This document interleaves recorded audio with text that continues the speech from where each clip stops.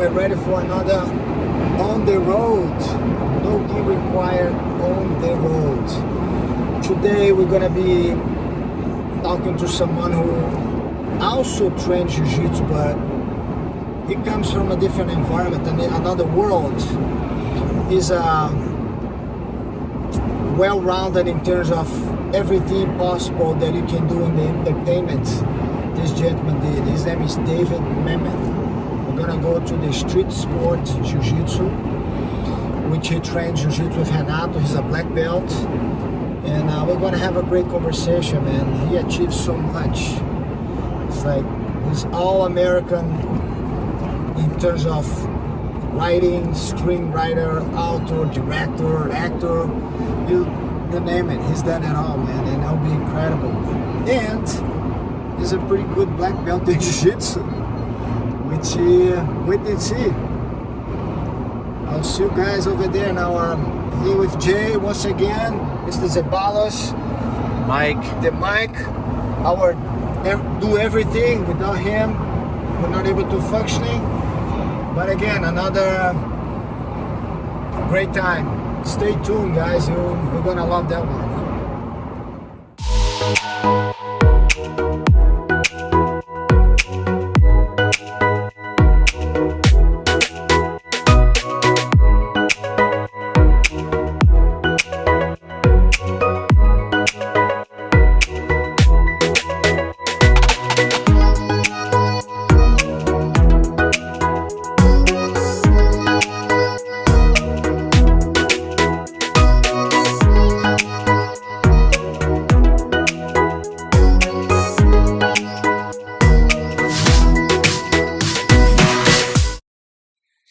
All right, everyone, welcome to another No Gi Required podcast on the road. And here today I have someone that very special in a way, because it's an American playwright, film director, screenwriter, and an author, David Mamet.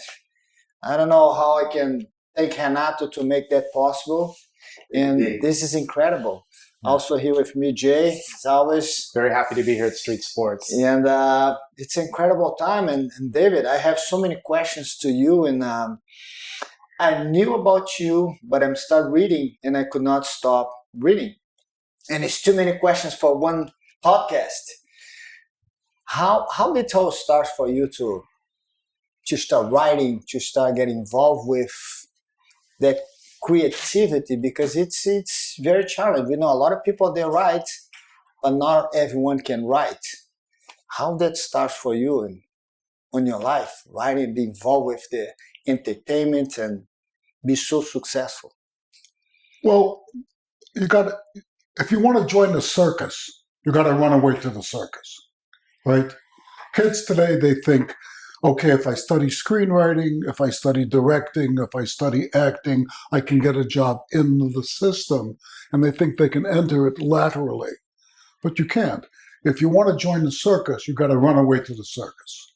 You got to say, I don't have anything to fall back on because I tried that, it doesn't work. But like I say to myself, I can't study. I never opened a school book. I don't understand the questions. Everybody always thought I was stupid. I couldn't get it. I couldn't sit in school. So those are the kids who traditionally ran away to the circus. So if you run away to the circus, you want to be a high wire act. The first thing they're going to say is, okay, start cleaning up the elephant shit, right? So you clean up the elephant shit for a while. Eventually, you talk to the guys, you say, teach me to do the high wire act. So he says, get away, kid. I don't want you here. So you don't go away day after day. 2 months later, 3 weeks later, you say, let me get your coffee. And after you bother him enough, he says, fuck it. He says, I'll show you one thing, right? So if you're lucky enough to find somebody like that, right, like several people in my life in various fields and not do here, so I'm going to show you one thing. When you can do that one thing perfectly, I'll show you something else. So that's the way it works in the magic world. Right? You can't get in. You can't, you want to apprentice yourself to a master, they're going to say, go away. And eventually they'll say, I'll show you how to do one thing. When you can do one thing perfectly, I'll show you something else. So I always say somebody could do perfectly The things Nato showed me in 3 months, nobody could beat me if I could do those 5 things perfectly. So that's how you start off in show business. Because it's amazing. Is I love to watch movies, and I never knew a lot of the movies that I saw in my life. You wrote those. Mm.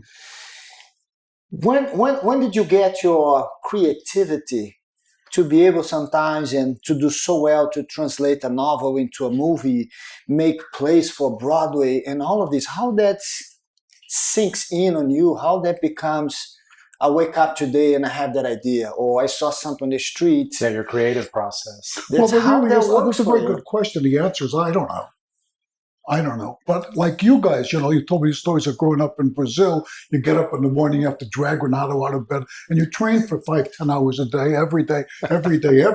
Well, if you do that for 50 years, you're probably going to learn something.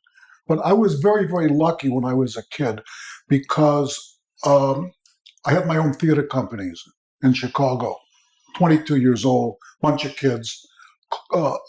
William H. Macy was one of them. A lot of wonderful actors. And we got together, we put on plays. So we were all working as I was a cab driver, Macy was a bartender, one of the girls was a B-girl. Everybody had to work for a living. We took our money and we put on these plays. And we started charging money. We said, well, wait a second. If I charge everybody $2 for this play, I'm not going to have to work so hard as a cab driver. So that I started writing plays. And that was back in Chicago? Back in Chicago. So it's just like in a circus. Everybody does everything, right? The clown can also work on a high wire, the juggler, blah, blah, blah. So if you got your own theater company, you say, I got the audience coming, man. I got no play to do next month. Well, somebody better write one. Oh, how about you? Good. So everybody wrote plays. They say, Jesus, if I'm acting it, I can't direct it. The other guy said, fuck it, I'll direct it. So that's how you learn, because you learn from the audience. Because everybody's got an idea, right? You can't tell somebody they're not a good writer. It's too shameful. I don't want someone to tell me I'm not a good writer. It's devastating. So you really can't teach somebody to write, but the audience can. Because if you're sitting over there, you're watching the play that's perfect, and the audience goes to sleep, you're so humiliated. But on the other hand, you don't take it personally. So if you're going to stick with it, you say, oh, Jesus Christ, I'm never going to do that again. So next time you do something else wrong, and and you learn that the most precious thing in the world is the audience's concentration. They're the ones feeding you to see I did it right, I can do better. Because as a group, you can't trick them. Individually, they're as stupid as, me and not you, but you over there. But as a group, you can't trick them. If they got them on the edge of their seat, you better keep their attention. So one of the other things you'll learn is, I got him on the edge of the seat. I got this wonderful speech. I love the speech. With a speech where the guy says, many, many years ago when I was a kid, right? I love that speech. When you put it on the stage, the audience goes to sleep. So you say, well, I got 2 choices. I can keep the speech in and starve, or I can take the speech out and learn something. So it's just like Tyson said, right? Everybody's got a plan till they get hit in the head, right? It's known that you have a Mamet speak. They know when it's people talking there, they know, oh, David Mamet wrote that. Yeah. You kind of have a brand in a way, the way you write things. Well, that's just the way, it's just like painters. Why did Chagall paint that way? And some Picasso painted another way. Could they have painted in different styles? Yeah, that's the way that they saw. So that's the way that I hear. Was this something you wanted to do when you were young? Oh, yeah. I always wanted to tell gags. I love telling gags. I love telling jokes. I love telling stories. So my people have been Jews for like 6,000 years. So the way Jews communicate with each other is through jokes and stories, right? So that's the culture that I grew up with. That's the way that we pass on information. We could be talking about what goes on in there when you're talking about how sure. You're all in. Of course. There's no halfway. It's just a complete commitment. And then you learn through the process and you kind of reinvent yourself along the way. Because we noticed that. I mean, I know kind of researching you, there There's directing, there's screenplays, there's writing, there's books, but at the core, you're a storyteller. It's all storytelling. So the question is, what is the form? First, you have to understand the form. So if you can understand the form, that's another thing that I do, and I think that serious people do. If you watch a movie or you listen to a joke, you listen to a song, you say, wait a second, why did that work or why didn't that work? Mm-hmm. So one of the things, for example, like my wife and I love watching old movies. We watch an old movie every night and we say, okay, where did it fall apart? How would I have done it differently? So it's easy to see when it's about somebody else. It's very hard to see when it's about yourself because we take our work so personally. Because like if you said to someone, I just have one small suggestion about your work, they'll respond, oh, then why don't you go fuck yourself? Right? But you have so much of storytelling is dealing with the shame. And I got a lot of friends who write for comedy, for television. They say, what do they do for a living? They say they spend their work shaving syllables. That's what they do. If there's one extra syllable in the joke, the joke doesn't. So they say, I know this joke is funny. Why doesn't it work? Right? So they put themselves in the position of the audience. Now, the problem for the difficulty for young kids coming up is they never see their stuff with an audience. All the stuff on television, all the stuff in the movies and streaming, you never watch it with an audience. So what you're watching it with is executives. Would you say you take that experience with the audience helped you to write for a movie? Of course, it's the same thing. The form is a little bit different, but the philosophy is the same. How do I keep their attention? Mm-hmm. How do I make them wonder what happens next? That's what storytelling is. I say two guys go into a bar, so all of a sudden you're, yeah, right? So as soon as I say two guys got into a bar, I've got your attention. How do I keep it? So on a play, the only way you can keep it is through the dialogue, right? In a movie, you keep it through telling a story through pictures. You really don't need dialogue in a movie, right?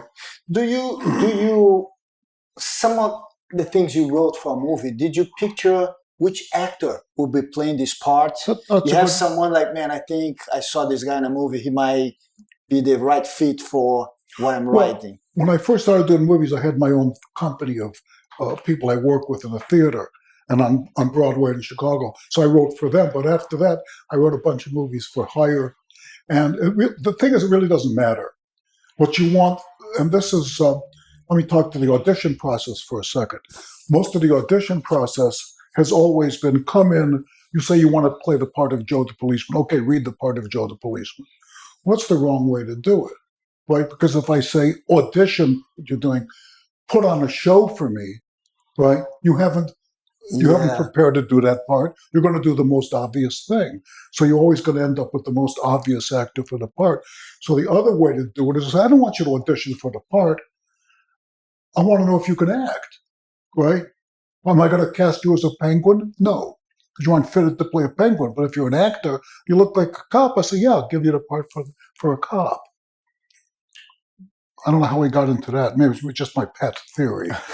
Well, that's the question. Do you have to write for this act? No, I got to write for somebody who knows how to act. And we had an opportunity with Renato once. We're somewhere in Santa Monica. I think when you have your member and founder of the Atlantic Theater, and I saw a lot of people trying to become an actors, and saw you as their teacher. And I remember watching them, and you invited was me, John, and Renato came in. Atlantic Theater. Yeah. Santa Monica I came to see. Yeah. David teaching the class. Yes, he was teaching the class, and I was impressed.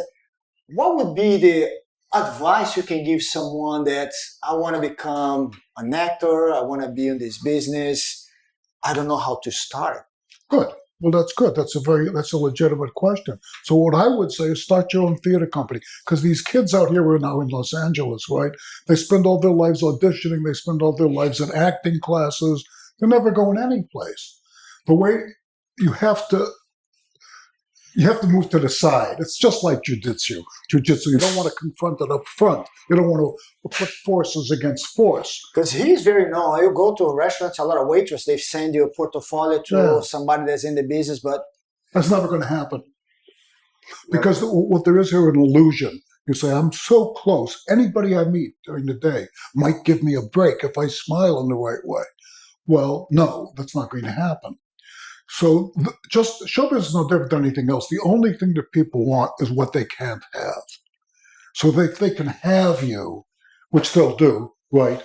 Philosophically, sexually, every goddamn way from Sunday, they will. The only thing that they don't care, because anyone that says, I'll do anything, well, so will everybody, right? So there's no way to differentiate no different yourself. than anybody else out there. Yeah. I'll do more everything than anyone else will. Well, so will everybody. So what I would say is start your own theater company. Someone's going to hear about it. If it's good, someone will show up because they want to make a discovery, right? To see like 500 girls or boys look exactly the same and they're all named Jason and Brittany, you got nothing to differentiate them. So the casting process is now, as far as I can tell, all online. So everybody sends in their social media and all that information. Yeah, they send in their thing and the casting agent looks and through it. But what they don't understand is for the casting agent and the director, they're looking at it like this. No, no, no, and no, no. It's more for how the people look than actually what they can do. Exactly. Well, they're never going to see what they can do because they're both looking at them. They're looking for something, but they don't know what they're looking for. Mm-hmm. They can't tell you.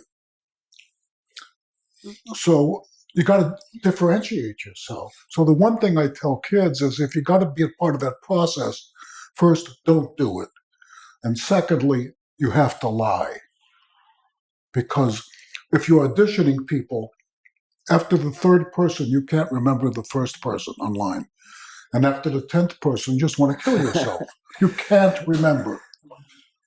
So what happens at the end of the day is you got to pick somebody off of a list of 35 social media things. You say, oh, Christ, I don't know. Who is that girl kind of look like an actress? I don't know. Who do you like? So you have to make yourself memorable. And the televangelists in television, they always had big hair, right? Yes. So you'd stop, you'd say, wait a second, what's that? So they got your attention for a second. So one way to get their attention, if you have to go through this process, is do something different, right? And the other way is you have to lie on your resume. For example, if you said, I was a firefighter in Montana for 3.5 years, United States Forest Service. A young woman says that. You say, wow, that's interesting. Hey, who was that firefighter girl? So actors don't want to do this because they think, we have to do things by the book. But there isn't any book. So, you know Mad Max, Beyond the Thunderdome? Yes. Yeah. That's the best line about fighting in the world. You guys know what it is? Yes. Tell them. You won't break the rule. I know you won't break the rules. There aren't any. Yeah. There's no rules. So it's the same thing. It's the same thing in show business. There aren't any. Right? You got to get the other guy off balance a little bit. It's something that calls the attention. Do you see, what would say the biggest difference from the early days of you working and getting to this business in today's time? Well, what would be... So look, I'm 73, right? So I'm going to say the same... You don't look like 73. Yeah, no, oh, yeah? If you say 53, I'll go by that, no problem. But I'm going to say the same thing that every guy who's 73 ever said to anybody, down through history. Any guy who's 73 ever said to some young kid coming up, you're fucked. It's all over. It's a piece of shit. You missed it. I'm sorry for you. I agree. Yeah. Now let's see what this is. And talking to Renato, I want to go to something that I think we'd say our jiu-jitsu community is very proud of, that to be able to reach out and have so many people with different backgrounds already very successful in their lives. Why jiu-jitsu? Why did you get involved in jiu-jitsu? How that happened? How that in your life? Question. What is the impact? Because we all have that impact of jiu-jitsu in our life. What was that for you? Well, for years I worked with an actor called Ed O'Neill. Ed O'Neill is a black belt from, Gracie School. and he's been doing jiu-jitsu 30 plus years. And I was working with him in New York. I've worked with him forever since we were kids. And he just was talking about studying jiu-jitsu in New York. He says, if you ever move out to Los Angeles, you got to meet these guys. So I said, I'm never moving out to Los Angeles. It's a hellhole. Right here I am. So it's my first week in Los Angeles. I move out here. I'm sitting at a restaurant. I run into Ed O'Neill. I say, Ed, We sit down, we're having lunch. I said, yeah, you told me about those Brazilian guys. Where are they? He says, they're right there. He takes me by the arm, literally around the corner, 100 feet. They're street sports. That was the pizza place there. Italian. Il Forno, yeah. So I said, well, okay, duh. So we started out, and there we were. It was great. I wrestled. They trained in the beginning to the white belt, to the purple belt. What so many times jiu-jitsu, he's put so many times, and he got involved with so many crazy things happened there, competing, MMA challenge and fighting the club in Santa Monica. David got all this sweaty, the gym falling apart. The guy that, remember the Samoa guy is supposed to build a shower or take showers outside. They take showers outside like favelas from Brazil. What was that to you that intrigued or attracted you the most in the jiu-jitsu world? I know having Renato as instructor is amazing because I never met anybody who doesn't like him. Yeah. How was that for you? That's wonderful. Yeah.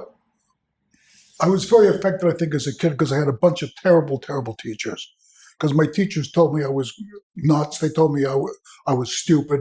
And they told me I couldn't read. So I always read like mad as a kid. I'd go to the library, so I did for fun. But I never opened a school book. So I used to go to the school and they'd say, because we used to read these books. Oh, Dick, see spot run. Run, spot, run. Jane, see spot, run. Dick, Jane, see. That's what they. So I'm reading Tolstoy and shit. I'm like 9 years old, and I can't read these books.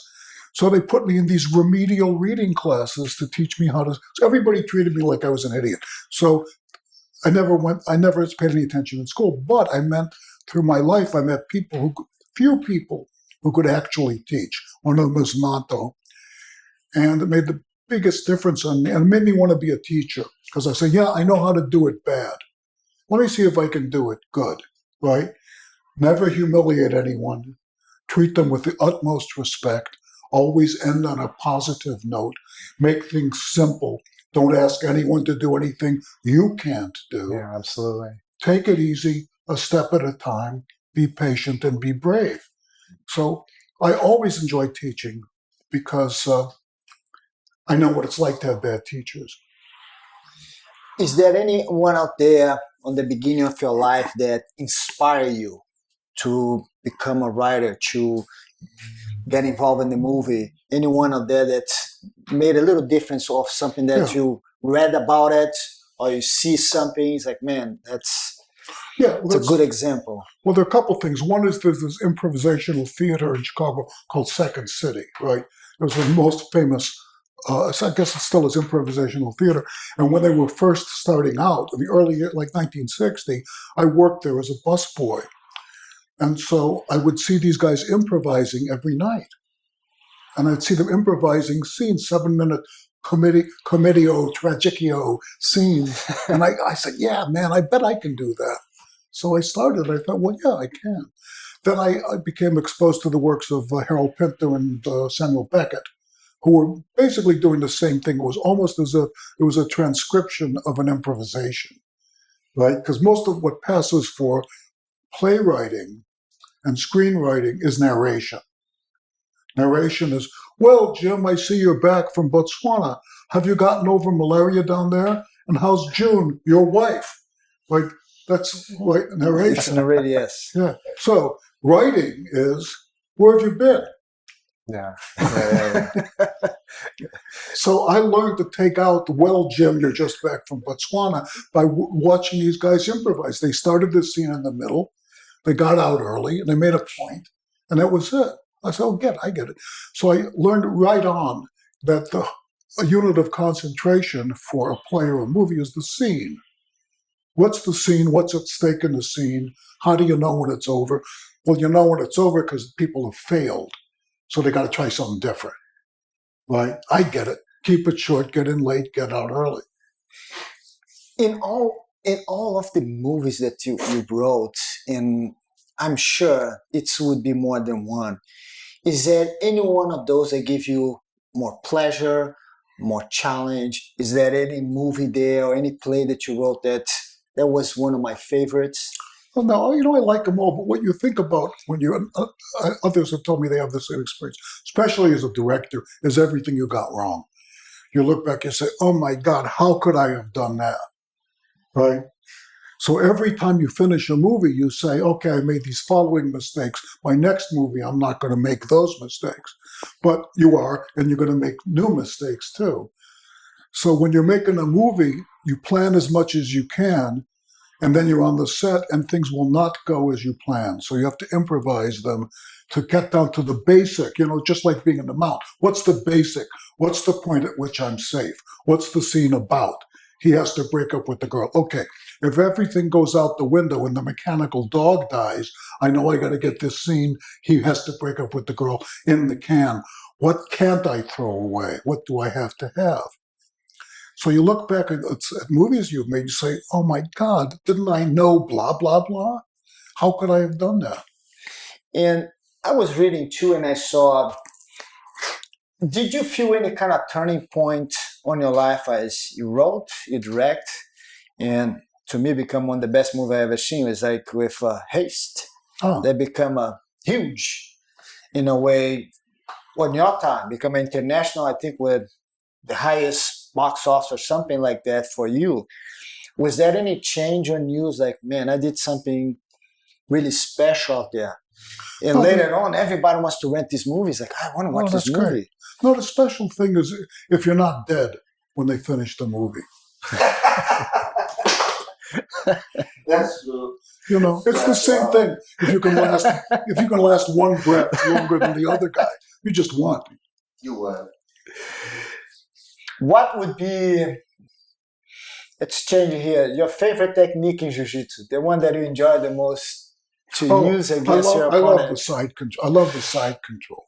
I really like. I'm never any good in them. I love the side control. You like foot locks. Eh? Oh yeah, I like the foot lock. I heard that. I was waiting for that one. Yeah, a lot of things other than surprises. Oh yeah, a lot of surprises. Yeah. And following that link that you made with Jiu-Jitsu, and evidently has to do a lot of the instructor, you end up making a movie about something that you saw, you lived in Jiu-Jitsu. Yeah. You end up making a movie about a situation, an academy instructor.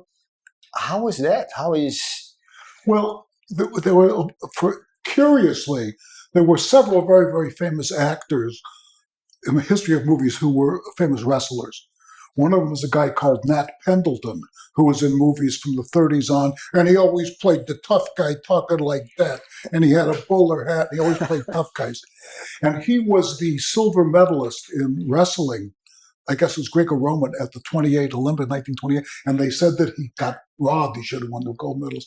And then there was a guy called Mike Mazurki. Mike Mazurki was 6'6", and he always played the big... And he was a lawyer in New York, and he wasn't making any money during the Depression. And the guy says, you're a big guy, why don't you become a professional wrestler? So he did. And then there was a guy called Stanislav Zabisco, who was a champion of the world, and he lost to Ed Strangler Lewis, right? And he's in a movie called Night and the City about a famous wrestler, and he plays the famous wrestler. And then my favorite is a guy called Kola Kwariani, who was, I guess he was Russian, and he's in a movie called The Killing by Stanley Kubrick, and he does this great wrestling routine, and it's my favorite movie, my favorite film noir. And if you look back, he's supposed to be a wrestler who's going to make a disturbance in a cafe at a racetrack to distract all the cops. Right? And so he does, and he knocks the shit out of them. But then I went back and I found that there's a kinescope, an early recording. That was his routine with two guys. He's supposed to be this big wrestler, which he was. And two guys come out of the audience, and he It's a beautiful routine. So I always loved wrestling, and I loved fight movies, and I wondered, how do you make a fight movie? Because finally, what you have to end up with the fight, and how do you shoot a movie with 3,000 extras? You can't, right? So how do you finesse that? So I was thinking a lot about that, and so in love with working with Nato and working with jiu-jitsu. And one time, Hickson called me up, and he said, Nato says Hickson is staging an event downtown. I'm going to come. You want to come? I say, yeah, sure. So I'm not quite sure what he was trying to try out something, right? No, Hicks or Royce? I think No, it's Hickson. Hickson. Oh yeah. Yeah, he did. I don't know. It was 2 rounds fight. Two There's rounds some other fighting guys. downtown. Yeah, It was in a theater somewhere Yeah, there. yeah, so I think it was a place that they used to do wrestling events. yeah. Yes. Maybe it might be the Olympic Stadium. Maybe. Yeah, I think so. So he says, so he says, "Oh, come and sit down with me in the control booth." So I'm watching. So at one point he says to me, he says, "How do you make it dramatic?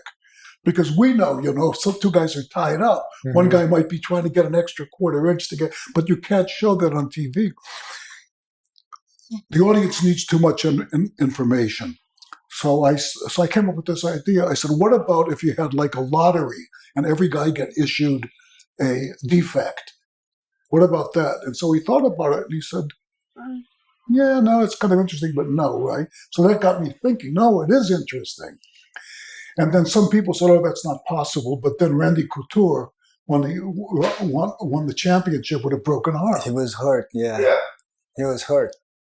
So that was it. I thought, okay, that's a good story. I love this world, right? As you can tell, as do we all. Yeah. And the movie is beautiful, Yeah, thank you. Opportunity to work with so many good friends. Your brother, Jean-Jacques, I think was a vacation time and have a teacher like Dave.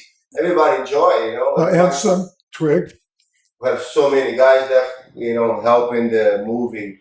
Daniel Santos, David. I remember David. Who was going to put you being the grandmaster? Yeah. And then I see this guy in the audition. I'm like, no, man. And then why Daniel Santos and Dave? Daniel Santos. No, because we were talking about who's going to play the sensei, right? He's going to play the red belt. Like for several months, I'm saying, we need somebody like Danny Inosanto. We need somebody like Danny. So 2 months later, he's so beautiful. Nato says, well, what about Danny? He's so beautiful. The movie is so beautiful. Dan, Guru Dan, he needed this appreciate for us for martial arts. Yeah, I think for sure. Show him like the grandmaster. They give him the opportunities. I heard Joe was talking to Renato some years ago, and he mentioned to me that when you get into write something, one of the things that you do is you want it to be very realistic. And he was mentioning to me that you even taking a bus, to be in a bus, to feel how that is in LA, to write a story about something. They would write notes here after the play. Give me a pen, let me write something here. Oh, no. He take a run, walk, you get the bus, he go everywhere. Yeah, that's what I'm saying, to get into that, I don't know, mood. And he's a great piano guy. He go to the piano to write his songs. Yeah, that's right. He loves music, go that deep in the piano, and he start to take some technique. Like you have your technique, you know how to take the techniques. You take the technique to let it Is that, I would say, one of the moments, creative time for you? No, not though. You got the story a little bit mixed up, which is not unusual because, as we know, he can't speak English, right? I still know, yeah. No, what I said is when I was first starting, I was doing my plays in Chicago, the critics will say, oh, this guy can't write. He just listens to people on the bus and writes down what they say.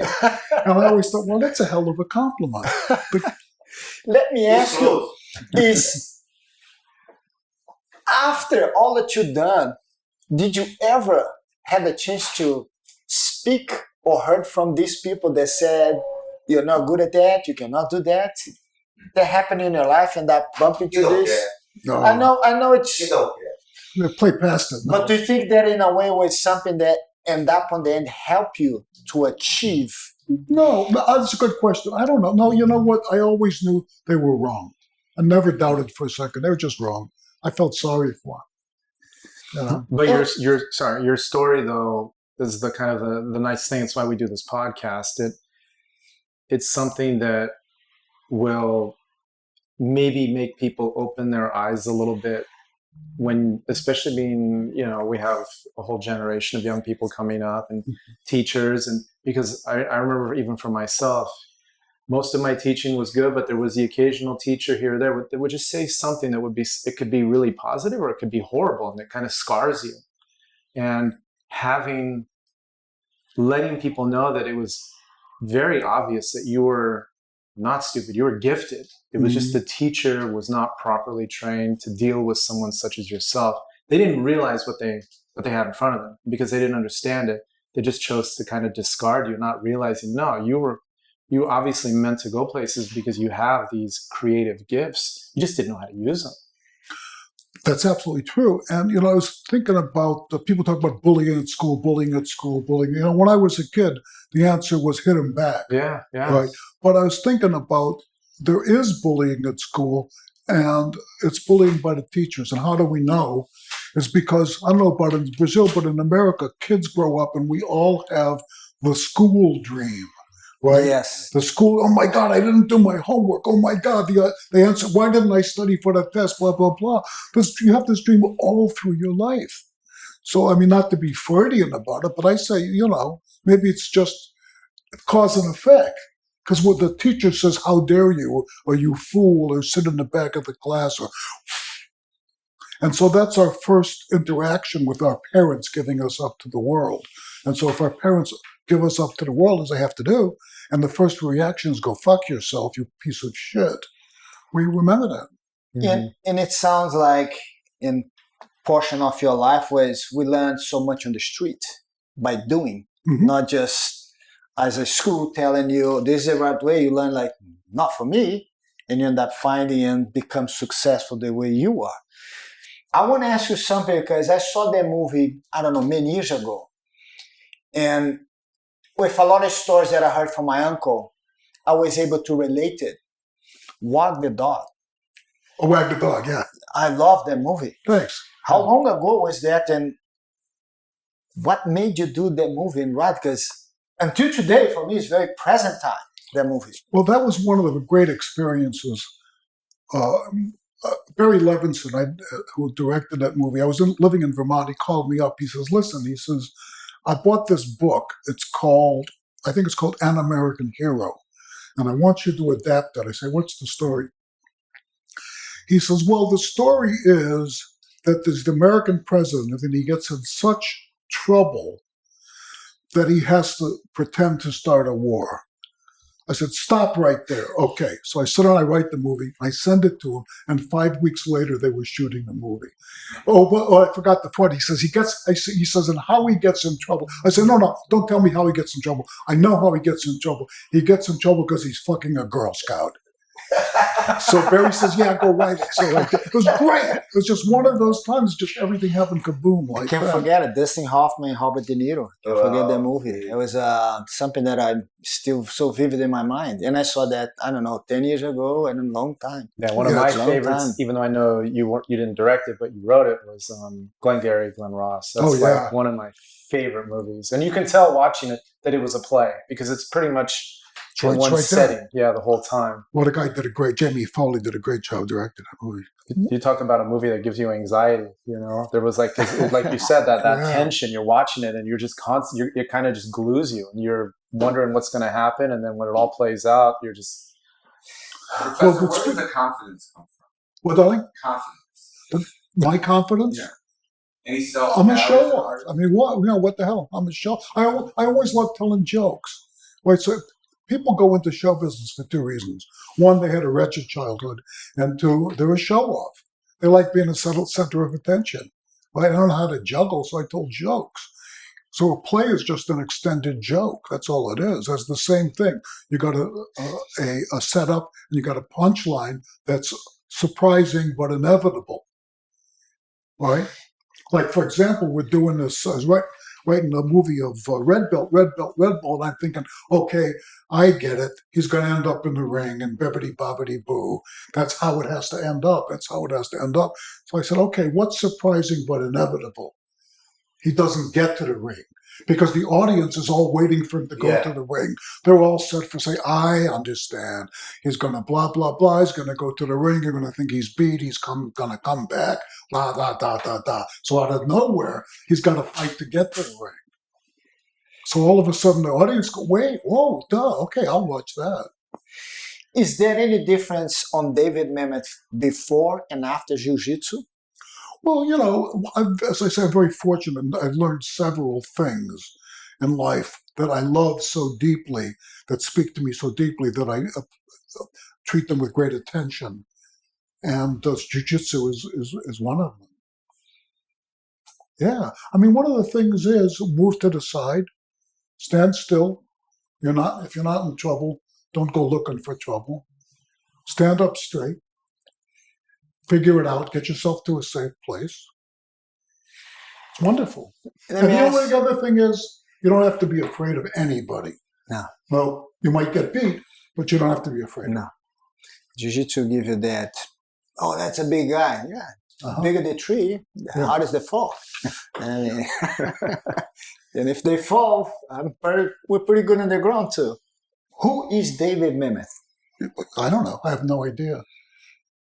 Somebody once said to me, they said, you know, I'd like to be inside your mind for half an hour. I said, you wouldn't like it. He's a pilot.